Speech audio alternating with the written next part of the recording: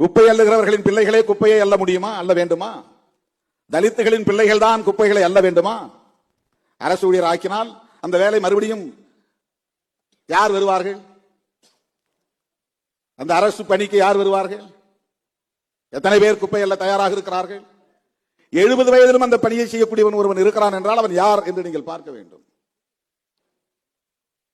இந்த தலைமுறை அவர்கள் அந்த தொழிலை செய்துவிட்டு போகட்டும், அடுத்த தலைமுறை அந்த தொழிலுக்குள் அவர்கள் போகக்கூடாது என்பதுதானே சமூக நீதி.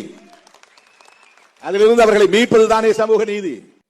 எதையோ வளர்க்க துடிக்கிற இந்த ஆட்சியாளர்கள் இந்த நாட்டை உலக வல்லரசுகளில் ஒன்றாக மாற்ற வேண்டும் என்று துடிக்கிறவர்கள் இன்னும் ரயில் நிலையங்களில் கையால் மலம் அள்ளுகிற மலம் அள்ளும் தொழிலாளர்கள் லட்சக்கணக்கானோர் இருக்கிறார்கள்.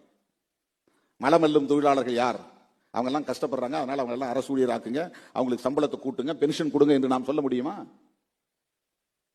குப்பை அள்ளுகிறவர்களை அப்படியே குப்பை அள்ளட்டும், அவர்களை அரசு ஊழியர்களாக்குங்கள், அவர்களுக்கு பென்ஷன் கொடுங்கள் என்று நாம் சொல்ல முடியுமா? ஆக தலித்துகள் பிரச்சனை என்றால் திருமாவளவன் தான் பேச வேண்டும் என்று சொல்லுகிற அந்த புத்தியே ஒரு சாதி புத்தி. அது